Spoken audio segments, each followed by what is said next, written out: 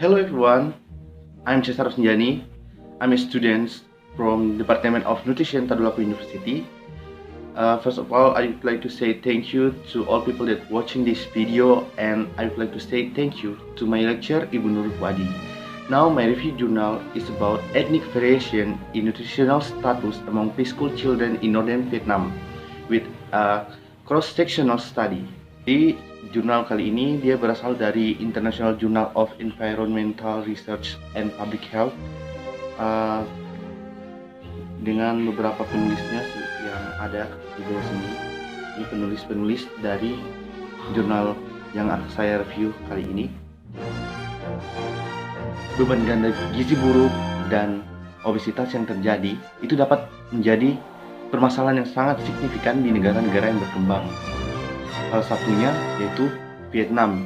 Di Vietnam sering terjadi masalah-masalah terkait gizi, salah satunya yaitu malnutrition.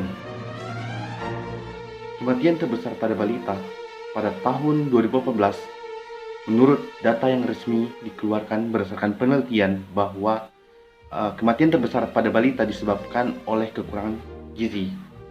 Hal ini juga terjadi di Vietnam. Proporsi anak-anak prasekolah yang kurang gizi di Vietnam itu ternyata masih sangat tinggi, terutama di daerah pedesaan atau yang tinggal di sekitaran pegunungan. Karena terutama di bagian Huan Ba, Ha Giang, salah satu daerah termiskin di Vietnam.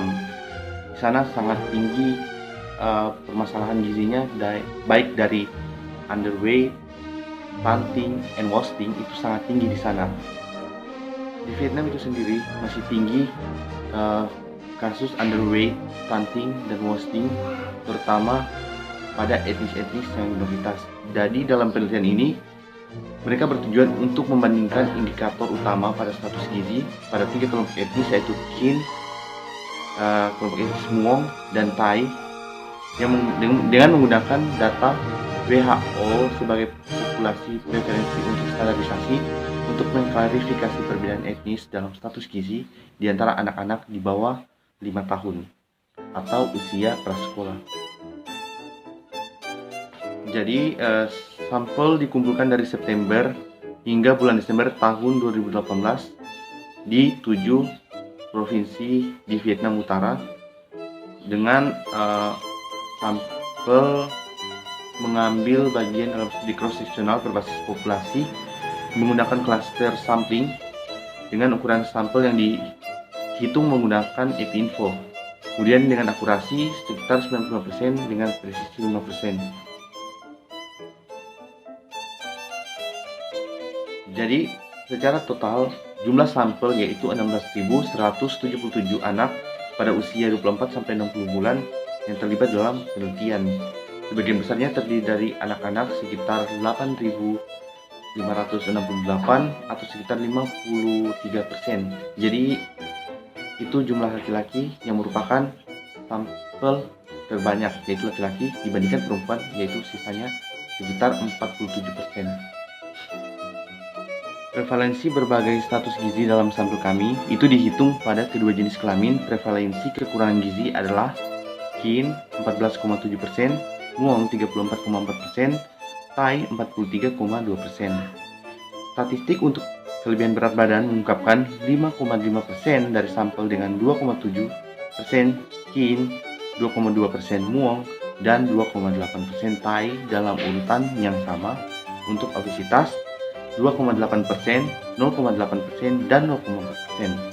Perbedaan malnutrisi dengan tipe subtype, underweight, stunting, and wasting, kelebihan berat badan, dan obesitas pada setiap jenis kelamin dari tiga kelompok etnis diilustrasikan pada tabel. Yaitu dari sini kita lihat bahwa mau laki-laki maupun perempuan status obesitas atau overweight tertinggi yaitu terletak di daerah Kin dibandingkan Muong dan Thai, dan yang memiliki status gizi kurang gizi atau kekurangan berat badan itu terletak atau tertinggi pada Muong dan Thai. Perbandingan indeks antropometrik utama anak prasekolah di 3 etnis. Dalam membandingkan status gizi anak-anak dalam 3 kelompok etnis, wajib memberikan nilai indeks antropometri utama masing-masing etnis dibandingkan dengan ANOVA satu arah. Pada tabel 2 menunjukkan perbedaan dalam nilai rata-rata berat dan tinggi dan indeks antropometrik lainnya dari 3 kelompok etnis. Tidak ada perbedaan antara kelompok Muong dan Tai, tapi keduanya lebih rendah dibandingkan dengan anak-anak Kin. Ada 16.177 anak yang menjadi sampel dalam usia 24-60 bulan yang menjadi sampel dalam penelitian ini. Yang paling banyak yaitu diambil sampel dari etnis Kin yang merupakan populasi etnis terbanyak di Vietnam. Terutama kenapa dipilih Muong dan Tai, karena Muong dan Tai itu merupakan salah satu etnis juga yang sangat banyak populasinya yang berada di bagian Vietnam Utara. Sehingganya sampel yang diambil itu dapat merepresentasikan anak-anak prasekolah di Vietnam Utara.